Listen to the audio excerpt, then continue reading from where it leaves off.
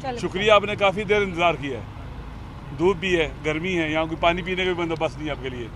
بہرحال آج ہم سراپا احتجاج تھے، ہم نے احتجاج کیا ہے اس بلڈنگ سے لے کر، جسے پارلیمنٹ کی بلڈنگ کہتے ہیں، اور سپریم کورٹ جو اعلیٰ عدلیہ کی بلڈنگ کہا جاتا ہے، وہاں تک گئے ہیں ہم۔ کیوں ہم آج نکلے ہیں؟ چند دن پہلے جو سپریم کورٹ میں ہوا، اپنا پارلیمنٹ میں ہوا، اور پہلے 26ویں ترمیم میں ہوا، اس سے پاکستان کے نظام عدل کا جو عمارت تھی وہ ڈھا دی گئی ہے۔ عدلیہ اپاج کہنا لفظ کم ہے، نہیں ڈھہ گیا ہے عدلیہ کا نظام۔ 26ویں ترمیم نے ایک حد تک کیا، پھر 27ویں ترمیم نے۔ اب آپ جانتے ہیں پاکستان جیسے ملک میں جہاں الیکشن لوٹ لیا جاتا ہے، جہاں ججوں کے بچوں کو اغوا کر کے فیملی پر دباؤ ڈال کر بھی بعض اوقات سننے میں آیا کہ فیصلے کروائے جاتے ہیں، لالچ دے کر پروموشن کے فیصلے دے کر، اب عدلیہ کدھر؟ عوام کو کہاں سے انصاف ملے گا؟ پاکستان کے لیے عوام کے لیے پاکستان کے عوام کے لیے انصاف کے تمام دروازے بند ہو گئے۔ اب ظلم کا راستہ ہمارے سسٹم کا کوئی ادارہ نہیں روک سکے گا۔ یہ جو پارلیمنٹ ہے یہ بھی ڈھہ چکی ہے۔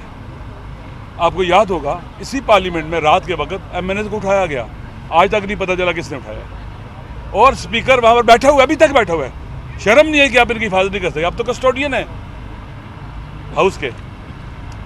عوام کو اٹھا کر ترامیم کرائی گئی ہیں۔ 26ویں آپ نے دیکھا تھا کیا صورتحال تھی، 27ویں میں بھی متفقہ آئین کو متنازع آئین بنا دیا گیا۔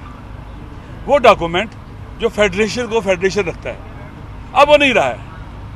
پاکستان کی فیڈریشن پر اٹیک ہے، سالمیت پر اٹیک ہے، عوام کے حقوق پر اٹیک ہے، اور پھر آئین کے اندر جو لیمٹس ہیں قانون سازی کی، ایک تو یہ ہے کہ آئین کی جو روح ہے اس کے خلاف آپ کوئی بھی قانون سازی نہیں کر سکتے۔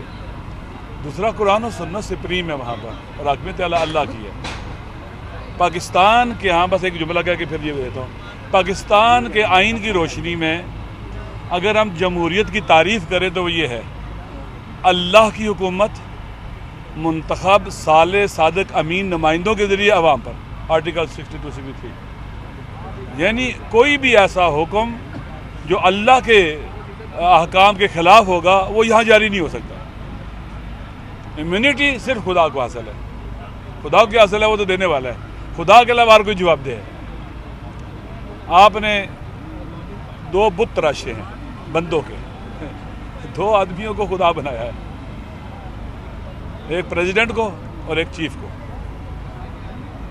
چیف صاحب حافظ قرآن ہیں، انہیں ریجیکٹ کر دینا چاہیے، اس کو نہیں ماننا چاہیے۔ پریزیڈنٹ بیچارہ بیمار ہے، کب تک وہ زندہ رہے گا؟ 2-4 سال 10 سال 15 جو بھی ہے، اسے چھوڑ دینا چاہیے ان چیزوں کو۔ یہ بغاوت ہے خدا بند متعال کے مقابلے میں، قرآن و سنت کے مقابلے میں بغاوت ہے۔ یہ ایسا قانون بنانا اور ایسے اختیارات لینا، یہ فرعون بندہ بن جاتا ہے پھر، جو کہتا ہے انا ربکم الاعلی، میں تمہارا سب سے بڑا رب ہوں، میرا قانون چلے گا، میرا آرڈر چلے گا، میری مرضی چلے گی۔ اب یہ جو خدا بنائے انہوں نے، بندوں کے خدا بنائے ہیں انہوں نے، یہ بت تراشے ہیں، تو وہ کہیں گے کہ ہماری مرضی چلے گی، ہم ایسی کی تیسی کر دیں گے، ان کی اٹھا کے پھینکو ان کو۔ بولا کیسے ہے؟ لوگوں کے لبوں پر چپ کے تالے لگائیں گے۔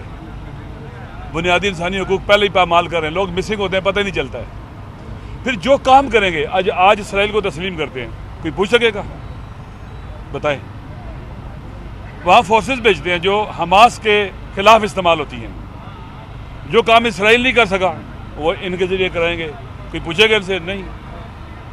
پاکستان کے نیشنل انٹرسٹ کمپرومائز ہو، نیشنل سیکورٹی کمپرومائز ہو، کچھ بھی ہو، آپ ان سے نہیں پوچھ سکتے۔ نہیں، ہم پوچھیں گے، ہم اسی لیے نکلیں گے، پاکستان کے عوام پوچھیں گے۔ یہ ملک پاکستان کے عوام کا ہے، پاکستان کے 26 کروڑ عوام کا ملک ہے، لہٰذا ہم پوچھیں گے، ہم چپ نہیں رہیں گے جب تک زندہ نہیں چپ رہیں گے۔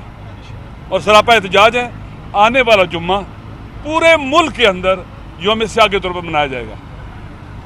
علماء کی ذمہ داری ہے، دینی ذمہ داری ہے، اس وقت بولیں، جوان، پیر و جوان، مرد و زن، زن و مرد، ہر کوئی اتوار کو جمعے کو یوم سیاہ بنائے گا، جی بی سے لے کر پورے پاکستان میں۔ لہٰذا اس دن سیاہ پٹیاں باندھیں گے، مساجد کے باہر جہاں بھی ممکن ہے وہاں پر احتجاج کریں گے اور اس ظلم کے خلاف آواز بلند کریں گے. یہ ابتدا ہے, آغاز ہے. انشاءاللہ العزیز کے بعد پھر قومی کانفرنس بلائی جا رہی ہے.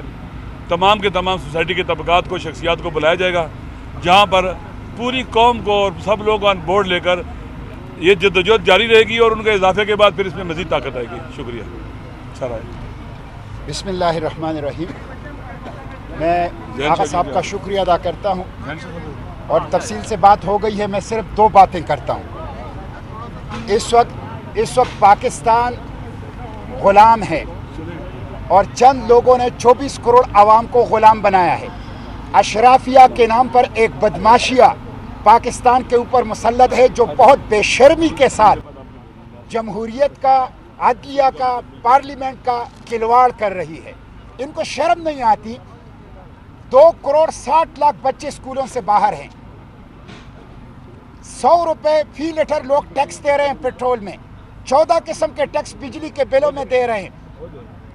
اور اس وقت 62% لوگ گندا پانی پینے کی وجہ سے بیمار ہیں. اور بدترین قسم کی مہنگائی ہے.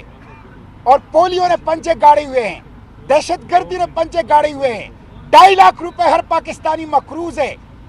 کروڑوں کی تعداد میں نوجوان بے روزگار ہیں. ان کے لیے کوئی قانون سازی نہیں ہو رہی. چند لوگوں کے لیے قانون سازی ہو رہی ہے. اشرافیہ کے لیے قانون سازی ہو رہی ہے. انہوں نے پارلیمنٹ کو غلام, انگوٹھا چھاپ, ربڑ سٹیمپ اور اسکرپٹڈ کارروائی کا مرکز اور اشرافیہ کے نام پر بدماشیہ کا غلام بنا دیا ہے. ہم ایسے دستور کو اور صبح بے نور کو نہیں مانتے اور مسترد کرتے ہیں. 27ویں آئینی ترمیم اشرافیہ کے نام پر بدماشیہ نے اپنے لیے کیا ہے اور یہ آئین جمہوریت, عدلیہ, فنڈامنٹل رائٹ کے اوپر ڈرون حملہ ہے. ہم اس کو مسترد کرتے ہیں. اور استثناء یہ خوف ہے. استثناء غیر اسلامی ہے, غیر شرعی ہے. استثناء غیر دستوری, غیر آئینی ہے. استثناء انسانی حقوق کی خلاف ورزی ہے. پاکستانی قوم اس استثناء کو مسترد کرتی ہے. اس کے آئین, جمہوریت اور پارلیمنٹ, اس کی جنگ ہم جاری رکھیں گے اور مزاحمت کریں گے. اور پھر یہ حکومت کیا کر رہی ہے؟ پاکستانی پویلین میں اسرائیلی آفیشل کو بلا کر وزیر اعظم کے مشیر سیاحت اس کا استقبال کرتے ہیں, اس کے ساتھ ہاتھ ملاتے ہیں. اور کل رات پاکستان نے سلامتی کونسل میں ٹرمپ کے 20 نکاتی منصوبے کا ان کے حق میں ووٹ دیا ہے. حالانکہ چین نے ووٹ نہیں دیا, حالانکہ روس نے ووٹ نہیں دیا. وہ غیر جانبدار رہے. ان کے اعتراضات تھے اس منصوبے کے اوپر, لیکن امریکی دباؤ پر ایک ایسے منصوبے کا, ٹرمپ کے منصوبے کا ووٹ دیا کہ جس میں امریکہ اور امریکی کے ٹرمپ نگرانی کرے گا اور مصر اور اسرائیل کی سربراہی اور مشاورت سے حماس کو غیر مسلح کیا جائے گا. یہ غزہ کے خون کا سودا ہے, یہ فلسطین کا سودا ہے, یہ مسجد اقصی کا سودا ہے. کل رات سیکیورٹی کونسل میں پاکستان کا ووٹ دینا پاکستانی عوام کے جذبات کی نمائندگی نہیں, پاکستانی عوام کے احساسات اور زخموں کے اوپر نمک پاشی ہے. ہم اس کو مسترد کرتے ہیں. اس لیے میں عوام سے کہتا ہوں, تحریک تحفظ آئینی پاکستان نے مزاحمت شروع کی ہے.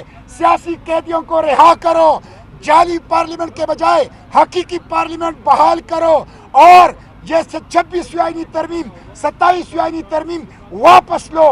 ملک کو غلامی سے نکال لیں اور عوام کی حکمرانی, عوام کے راج کے لیے یہ مزاحمت جاری ہے اور انشاءاللہ منزل تک پہنچنے تک ہم اس کو جاری رکھیں گے انشاءاللہ.